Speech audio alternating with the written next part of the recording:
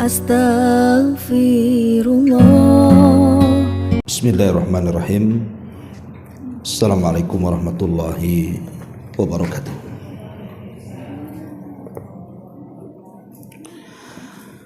Alhamdulillah wassalatu wassalamu ala rasulillah wa ala alihi wa sahbihi wa mawalah wa la hawla wa la quwata illa billahi wa ba'du. Alhamdulillah di pagi ini kita bisa duduk kembali untuk bertalabul ilmi, dan kita masuk pada hadis ke-5 dari kitab Al-Jami'. Kita baca hadisnya baru kita jelaskan.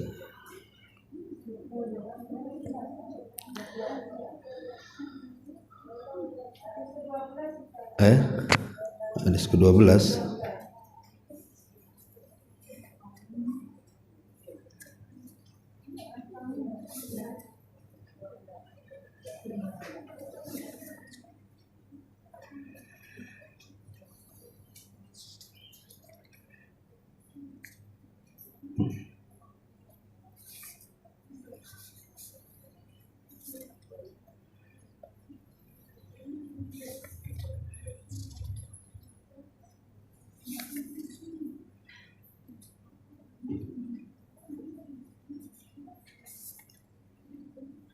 Bukan hadis ke-5 ya. Kemarin bicara masalah bersin kan? Masalah minum ya.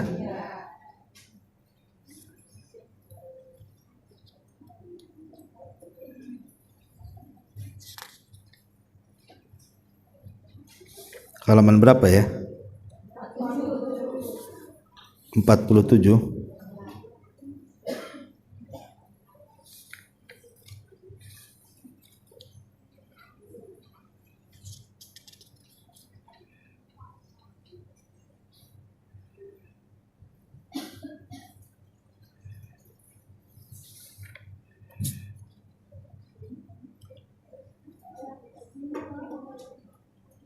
Oke. Kita baca. Wa anhu radhiyallahu anhu qala qala Rasulullah sallallahu alaihi wasallam idzan ta'ala ahadukum falyabda bil yamin wa idza naza'a falyabda bishimal wal takunil yumna awwalahuma tun'alu wa akhirahuma tunza'u. Muttafaqun alaih. Maksud darinya hadis ini masih dari Ali radhiyallahu an. Ia berkata, Rasulullah sallallahu alaihi wasallam bersabda, jika salah seorang di antara kalian memakai sandal, hendaklah memulai dengan yang kanan dulu. Jika melepasnya, hendaklah dia memulai dengan yang kiri dulu. Hendaklah bagian yang kanan dikenakan pertama kali dan dilepas terakhir kali. Kemudian hadis yang ke-13, wa anhu radhiyallahu anhu qala, masih dari Ali radhiyallahu an, dia mengatakan, qala Rasulullah sallallahu alaihi wasallam la yamshi ahadukum fi na'lin wahidatin wal yun'ilhuma jami'an aw liyakhla'huma jami'an. Nabi sallallahu alaihi wasallam bersabda, janganlah salah seorang di antara kalian berjalan hanya dengan memakai satu sandal, tapi hendaklah dia memakai kedua sandalnya atau melepas semuanya. Hadis ini disepakati oleh Al-Imam Al-Bukhari dan Muslim atau dengan istilah muttafaqun alaihi. Baik, ma'asyiral muslimat yang dimuliakan Allah Subhanahu wa taala. Hadis ini menjelaskan kepada kita tentang beberapa adab, etika, akhlak yang berkaitan dengan sandal. Menunjukkan tentang kesempurnaan Islam. Sampai kepada masalah sandal saja dan cara memakainya itu dibahas. Dan inilah keunggulan agama kita di antara agama-agama yang lainnya. Agama kita ini betul-betul sangat teliti dan sempurna, sampai semua hal dibahasnya, sampai ke masalah sandal. Lah, adab-adab memakai sandal ini banyak. Kita ringkas saja. Yang pertama, at-tayammun fi lubsin ni'al. Jadi sunnah hukumnya, bahkan dianjurkan, ketika seseorang memakai sandal itu memulai dengan kaki kanan dulu. Karena Nabi SAW dijelaskan oleh Aisyah Ummul Mukminin radhiyallahu anha, beliau itu yuhibbut tayammun, sangat suka dengan yang kanan, baik dalam sesuci beliau ataupun ketika menyisir beliau, sampai kepada menggunakan sandal juga. Ibu kalau mau menyisir rambut itu dari kanan dulu. Sebagaimana juga ketika menggunakan sandal pakai kaki kanan dulu, karena Rasul suka dengan yang kanan-kanan itu. Ini yang pertama. Kemudian yang kedua, sebagaimana ketika memakai dengan kaki kanan, maka melepas justru kebalikan. Maka melepas sandal itu kaki kiri dulu. Karena hadis tadi Nabi SAW mengatakan bahwa Nabi itu memerintahkan kita untuk memulai dengan kaki kanan dan diakhiri dengan kaki kiri. Wa idza naza'a falyabda bishimal. Kalau melepas sandal mulai dari kiri.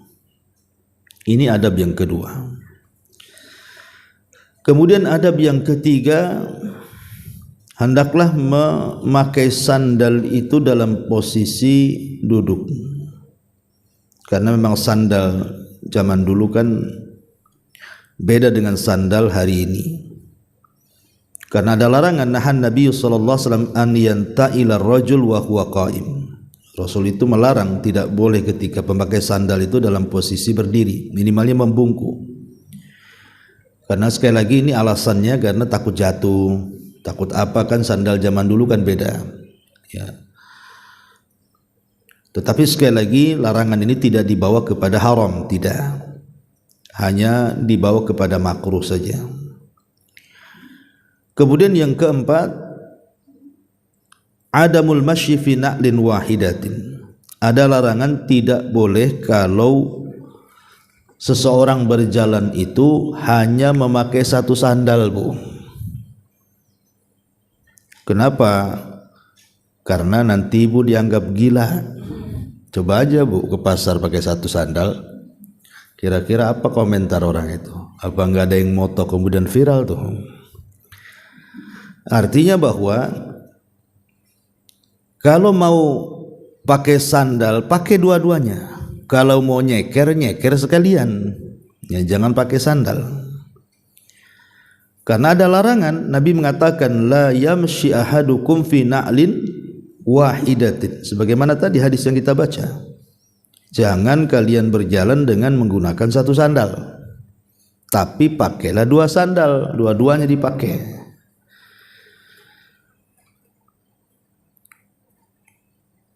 Kemudian juga yang kelima, adab-adab yang berkaitan dengan sandal ini. Kalau ibu mau masuk ke areal kuburan, entah ibu mau ziarah kubur gitu ya, atau bagi bapak-bapak yang sedang mengantarkan jenazah, justru kita disuruh melepas sandal. Karena dilarang kalau masuk ke areal kubur itu berjalan menggunakan sandal. Dan itu banyak riwayat-riwayat yang melarang. Ini yang kelima. Yang keenam,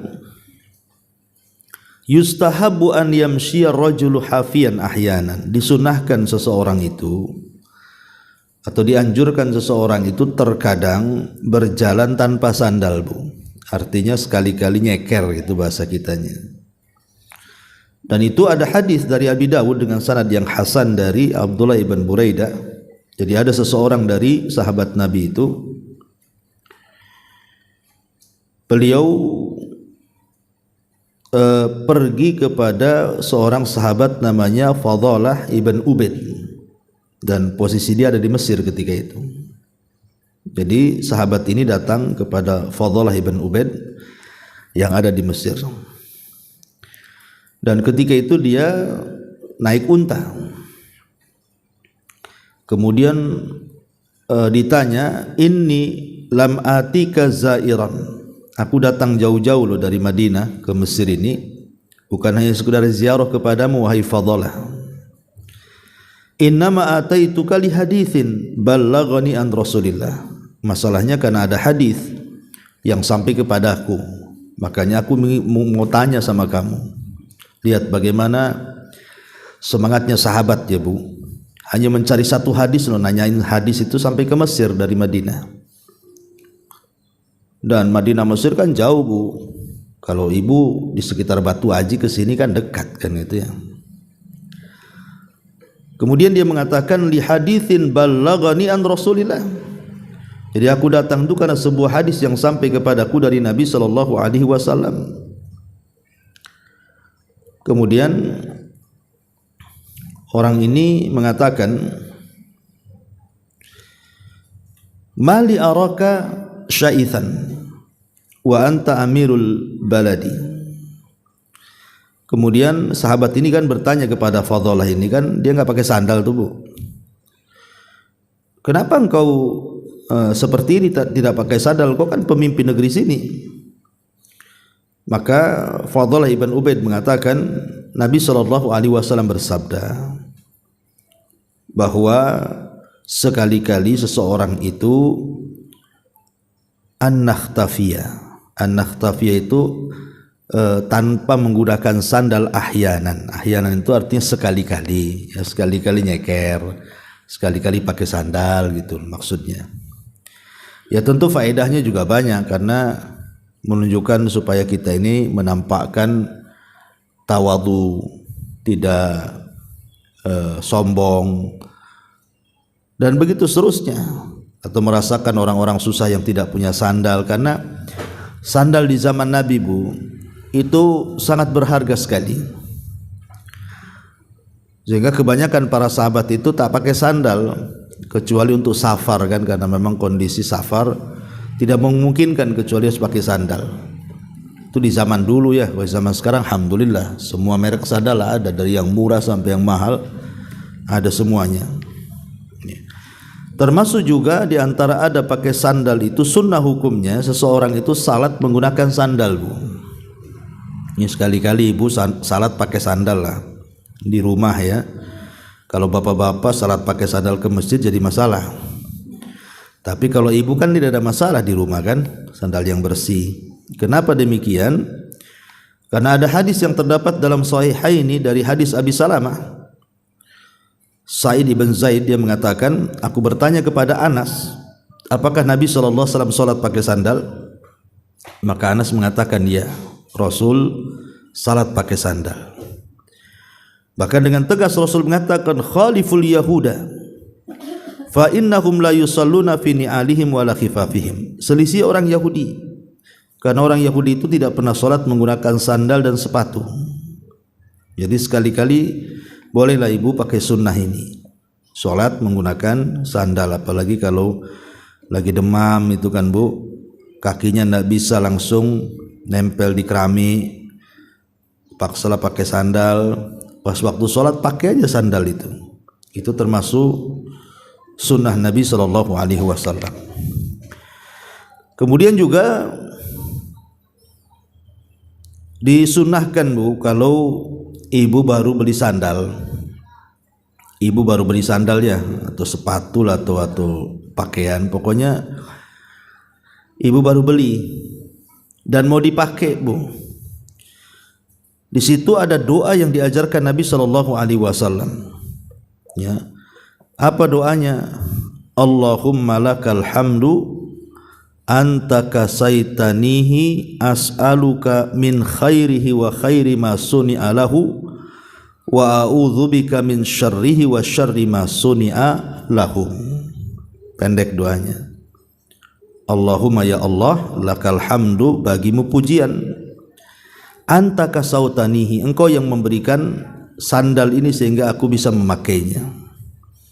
As'aluka, aku meminta kepadamu, min khairihi, dari kebaikan sandal ini, wa khairi ma suni'a lahu, dan kebaikan apa yang dibuat pada sandal ini, wa a'udzubika min syarrihi, dan aku berlindung dari keburukan sandal ini, wa syarri ma suni'a lahu, dan keburukan apa yang dibuat pada sandal ini. Jadi ya takutnya kadang-kadang kan di tengah jalan tahu-tahu sandalnya lepas, atau mungkin sandalnya membahayakan dia, terlalu licin gitu kan, ke tembok, akhirnya gara-gara pakai sandal ibu kepeleset gitu ya.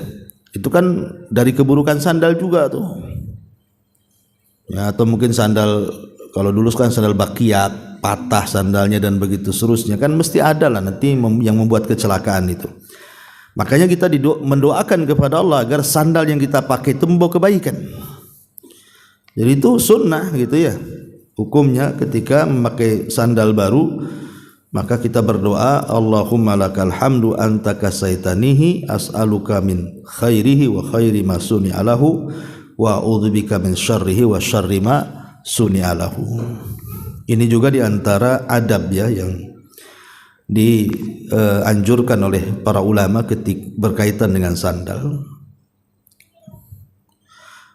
Kemudian yang nomor 9 juga yang harus dipahami, bahwa jangan salah Bu, memakai sandal itu juga salah satu ibadah yang sangat dianjurkan.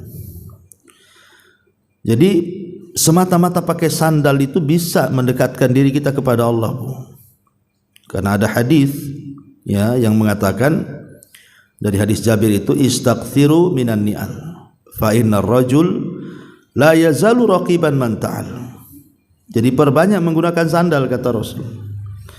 Jadi sini ada perintah kan, tapi walaupun perintah ini tidak dibawa ke wajib, tapi maksudnya dibawa kepada sunnah. Tapi ini kan sebuah ibadah, karena ada perintah dari Nabi SAW.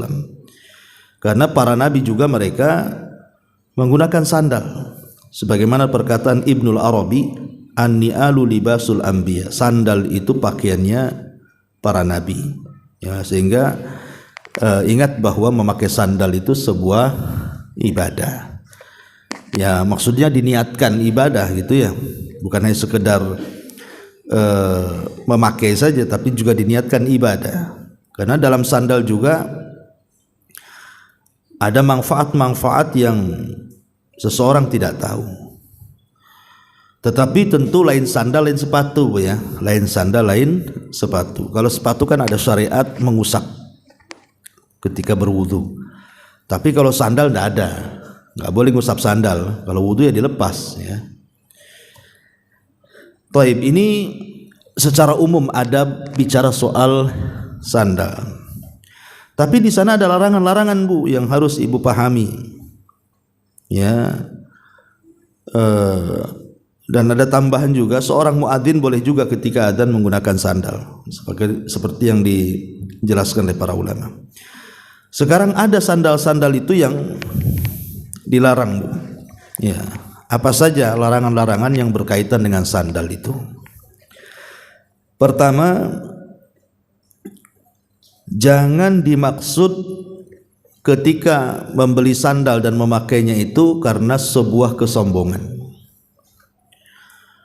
Jangan begitu umpamanya beli sandal yang mahal-mahal ya, yang bermerek gitu ya. Tetapi tujuannya itu hanya gaya-gayaan, kesombongan saja. Enggak boleh. Menggunakan sandal itu bisa jadi mubah, bisa jadi ibadah, tapi bisa jadi berdosa. Kalau umpamanya kemudian seseorang itu menggunakan sandal demi kesombongan. Karena ada hadis yang mengatakan la yadkhulul jannah man kana fi qalbihi mithqala dzarrati min kibrin. Tidak akan masuk surga seseorang yang dalam hatinya itu ada kesombongan walaupun sebiji dzarrah. Seorang laki-laki bertanya, Rasul, seseorang sangat suka dengan pakaian bagus, sandal bagus. Maka Rasul mengatakan Allah itu jamil, Allah itu indah dan suka yang indah-indah. Tetapi Rasul mengatakan al-kibru batrul haq wa ghamdun nas. Tapi ingat, di balik itu ada kesombongan.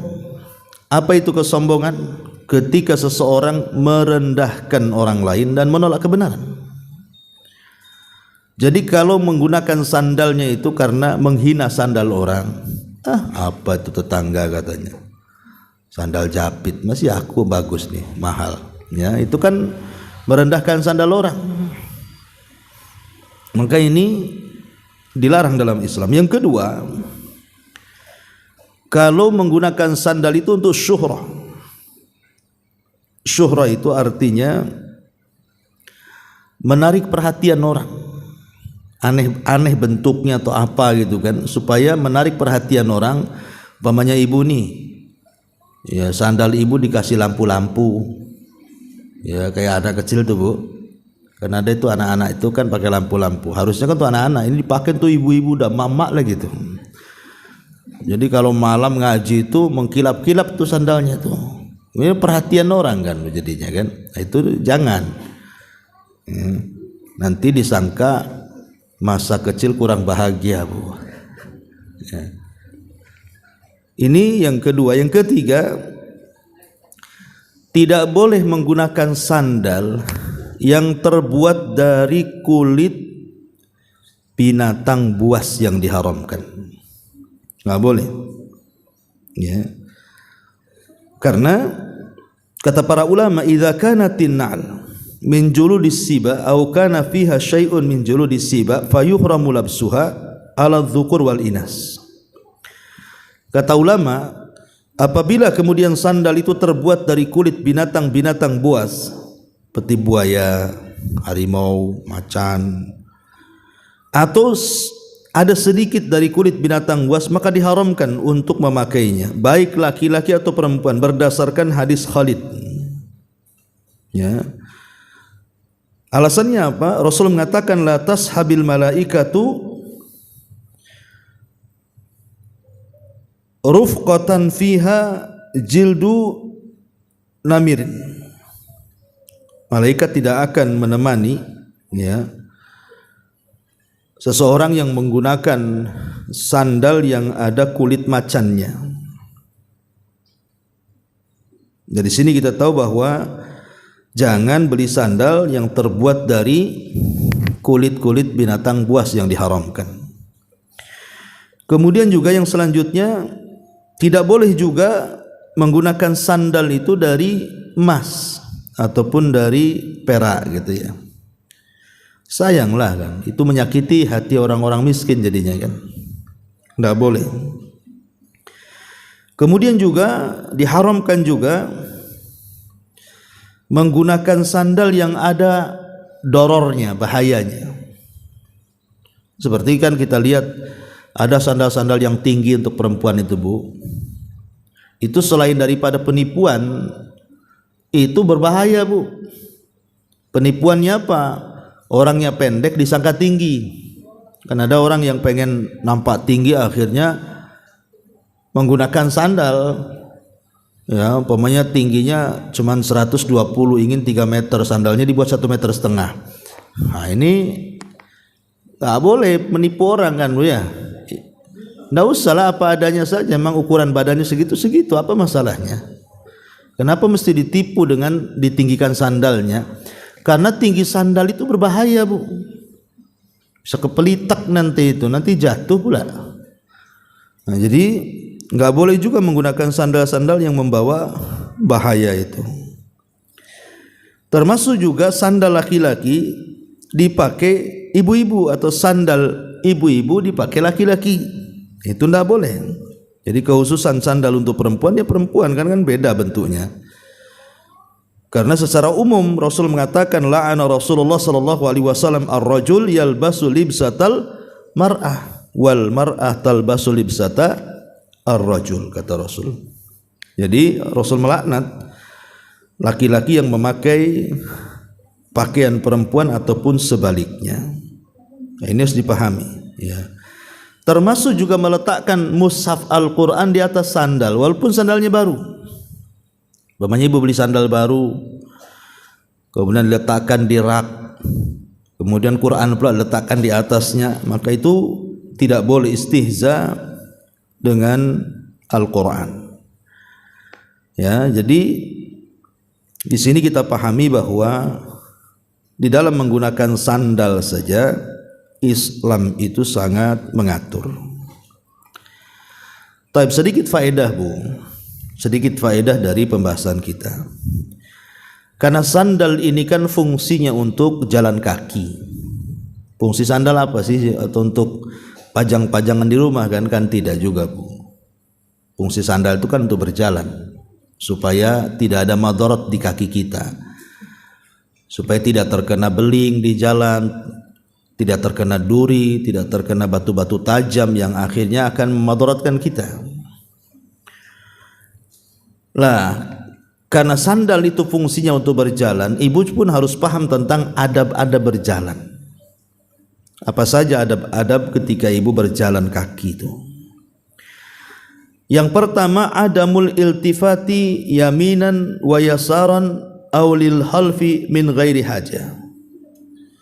Jangan suka tolah-toleh kanan kiri belakang tanpa ada hajat, kata ulama. Ya, sekali lagi ibu kalau berjalan jangan suka nengok-nengok kiri kanan ataupun melihat ke belakang. Maksudnya tanpa ada kebutuhan ya. Kalau ada hajat enggak apa-apa. Umpamanya nampak kok di pagar rumah orang kok ada bunga yang ibu sukai gitu kan, tengok ya, tapi jangan terpikir mau diambil malam-malam. Maksudnya ditengok saja, cantik kali itu kan ya. Jadi maksudnya itu kalau ada hajatnya enggak apa-apa.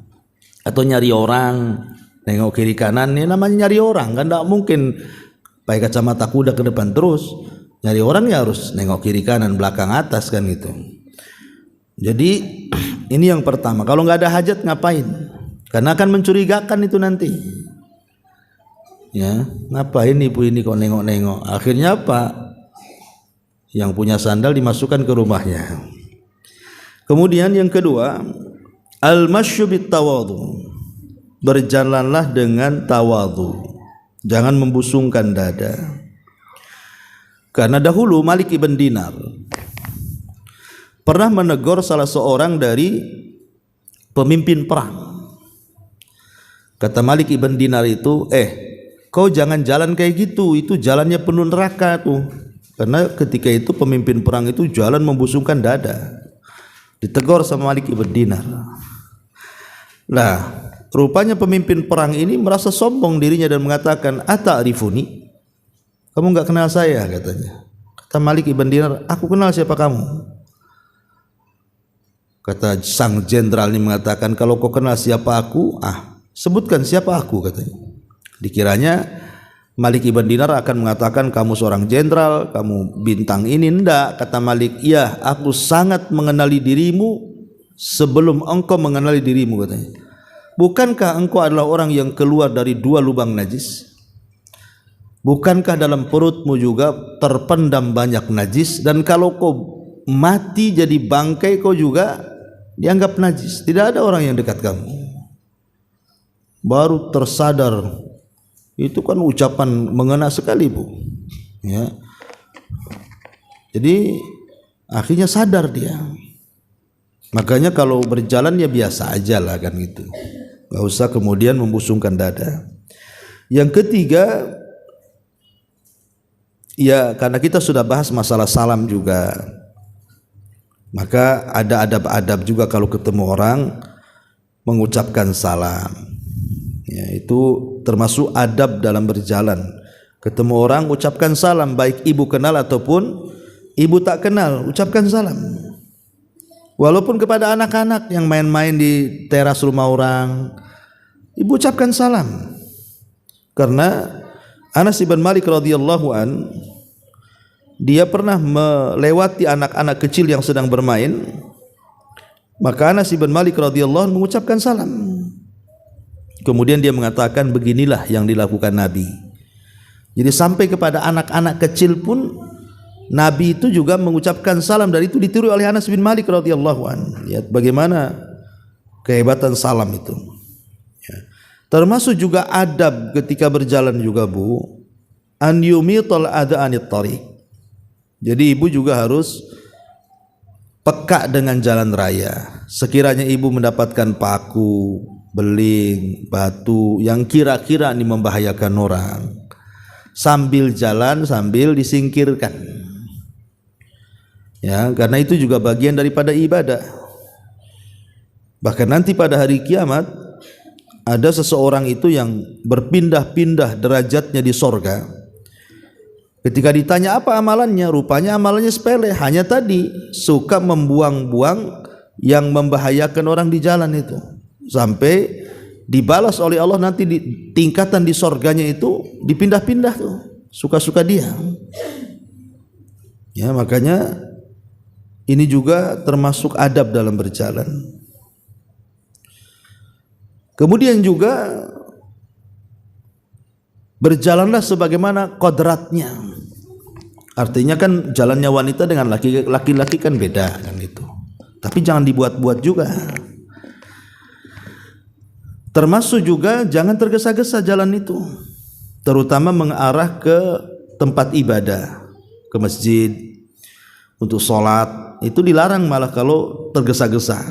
Rasul mengatakan, idza suwiba bis salati fala ta'tuha wa antum tas'aun. Kalau qomat sudah dikumandangkan, jangan tergesa-gesa apalagi sampai lari. Wa atauha wa alaikum as-sakinata wal waqar. Tapi kata Rasul, datangilah dengan tenang, jangan tergesa-gesa. Karena nanti pengaruh kepada sholat itu. Kalau terengah-engah kan susah tuh mau baca Fatihah pun. Ya, makanya kalau ke tempat-tempat ibadah slow saja. Kemudian jangan berjalan di tengah jalan, Bu, ketabrak nanti. Nah, itu juga nggak boleh berjalan di tengah jalan itu. Ini biasanya kelakuan mak-mak kalau pakai motor tuh. Dia nggak tahu jalan, perasaan dia aja yang bayar pajak tuh. Nggak mau minggir, Bu. Nggak tahu, tapi kan mama di luar, mama di sini mungkin juga. Biasanya itu kadang-kadang bapak-bapak ngelakson katota, tetap aja dia pura-pura tak dengar kan gitu. Ini jalan-jalan aku katanya kan. Ya, minggir, Bu, jalan motor nanti ditabrak orang. Kalau jalan itu agak ke pinggir. Ini juga larangan, tidak boleh jalan di tengah jalan terus. Kemudian juga tidak boleh seorang wanita itu memukul-mukul kaki supaya terlihat ada perhiasannya. Kalau zaman dulu kan ada kalung-kalung itu diletakkan di kaki gitu kan, kemudian dikasih kerincing-kerincing biar ada bunyi. Tidak boleh, karena Allah mengatakan dalam surah An-Nur, wala yadribanna bi arjulihinna liyu'lama ma yukhfihinna min zinatihin. Tidak boleh seseorang itu memukul-mukulkan kaki supaya perhiasan yang tersembunyi di kaki diketahui manusia, itu riya. Termasuk juga tidak boleh berwangi-wangi yang kemudian memfitnah laki-laki yang ada di sepanjang jalan yang ibu lewati. Inilah diantara adab-adab seputar sandal, ya. Wallahu alam, Bu. Ini saja 2 hadis saja. Silakan kita buat tanya jawab.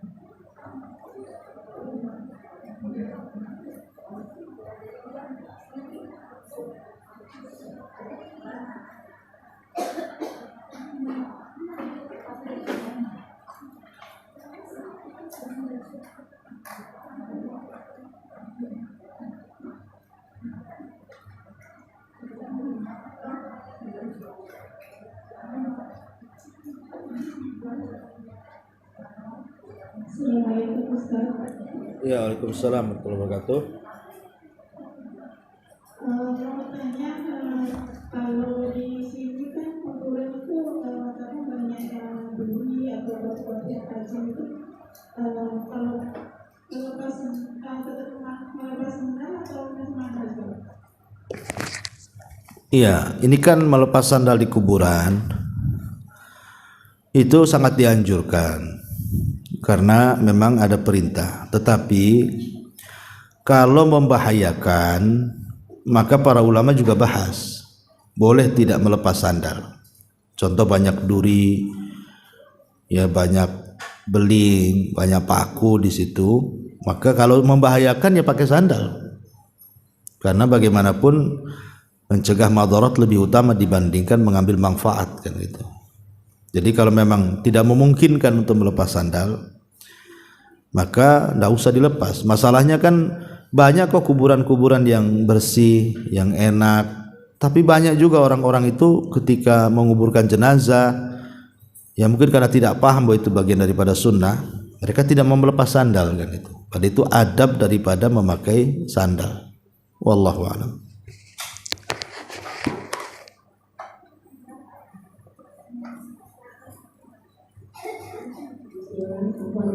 Iya.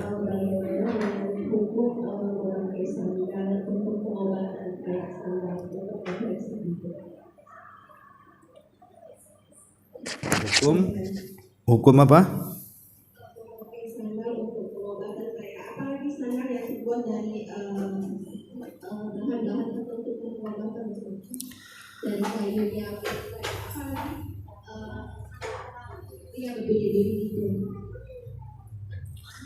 Iya, ya nggak apa-apa kalau secara penelitian ilmiah memang sandal itu bisa mengobati. Kayak umpamanya sandal itu dibuat menonjol-nonjol, disesuaikan dengan titik saraf kaki umpamanya kan, ya nggak apa-apa, nggak ada masalah kalau itu tidak membahayakan juga ya. Ataupun dari bahan-bahan tertentu yang menurut penelitian memang itu membawa obat, maka tidak apa-apa walaupun tidak ada nas Quran ataupun hadis. Tapi kan ada penelitian bahwa itu bisa menyembuhkan.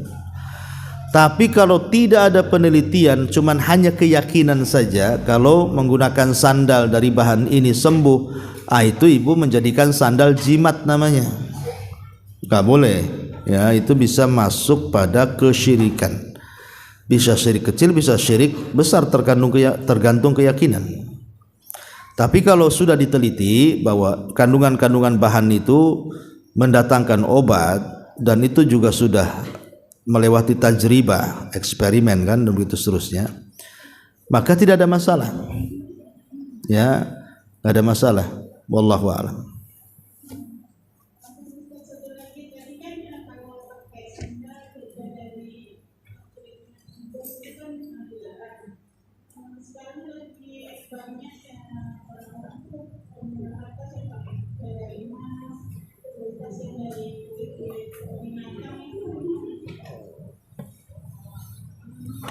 Tas-tas dari kulit binatang yang buas gitu ya, kayak tas kulit harimau, tas kulit buaya, tas kulit macan, dan ada juga tas kulit babi dan yang semacamnya kan.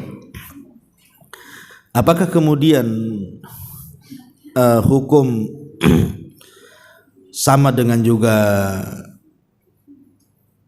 menggunakan sandal? Wallahu a'lam. Para ulama juga membahas ya, tentang masalah tas-tas dan yang semacamnya itu, tentang memakai pakaian dari kulit-kulit binatang ya. Sebagian para ulama seperti yang dijelaskan oleh Imam Ibnu Qudamah, idza dzubiha ma la yu'kal lahmuhu wa kana jilduhu najisan, apabila disembelih dan haram dimakan dagingnya sementara kulitnya najis, maka tidak boleh seseorang itu menggunakannya. Tapi kalau dia disembeli kemudian kulitnya suci dan dagingnya bisa dimakan, maka tidak ada masalah. Seperti kulit sapi, kulit kambing, kulit unta, pokoknya yang halal dan ketika sudah disembeli kulitnya suci, nggak masalah. Tetapi kalau seandainya itu binatangnya binatang yang haram dimakan, kemudian kulitnya juga najis, maka sebagian para ulama mengatakan tidak boleh. Ya, tetapi ada juga yang membolehkan. Ada juga yang membolehkan setelah adanya samak. Ya, jadi disamak dulu, disamak gitu ya, kemudian baru dipakai. Wallahu alam, ini cuma masalah khilaf ulama sih sebenarnya. Ya, masalah khilaf ulama yang panjang sekali. Ada yang membolehkan, ada yang tidak membolehkan. Tapi kalau saran saya sih sebaiknya ya yang wajar-wajar sajalah. Apalagi sudah jelas tas ini dari kulit babi yang memang dilarang gitu ya. Walaupun sudah disamak. Karena ada yang sebagian lama mengatakan bahwa yang sesuatu yang haram itu ya tetap haram. Ada juga yang sampai mengatakan seperti itu. Tapi ada juga yang membolehkan ya dengan catatan tadi binatangnya itu halal dimakan, tapi kalau diharam dimakan ya sebaiknya nggak usah lah. Kenapa? Karena kuatnya perselisihan ulama dalam masalah boleh dan tidaknya. Wallahu a'lam.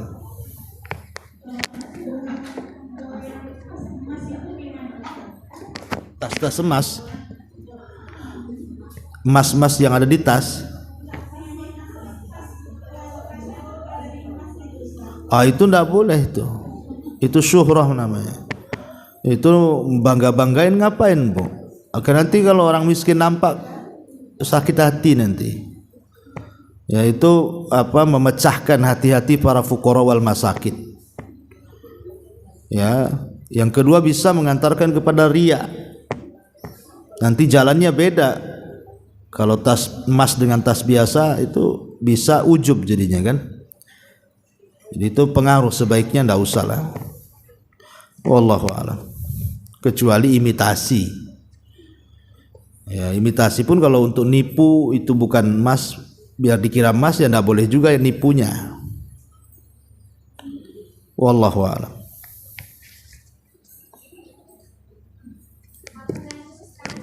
Iya.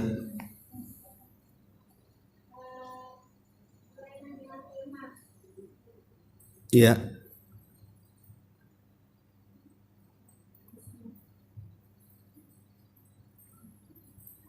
Assalamualaikum warahmatullahi wabarakatuh. Saya mau bertanya Ustaz, ini saya baca entah itu hadis atau ulama yang berbunyi jika kamu ingin melihat seseorang itu baik, jangan kamu mencari di masjid atau mungkin di kajian gitu kan, tapi carilah seseorang itu ketika jual beli atau hutang gitu. Jadi tapi yang saya mohon penjelasannya. Terus yang saya tanyakan, ada seseorang itu tidak baik akhlaknya, tapi mungkin dengan hutang atau jual beli dia baik-baik gitu. Gimana Ustaz? Tolong jelaskan. Iya, salah. Ada hadisnya masalah itu, tapi yang jelas barometer seseorang dianggap baik itu kan bukan hanya dijual beli.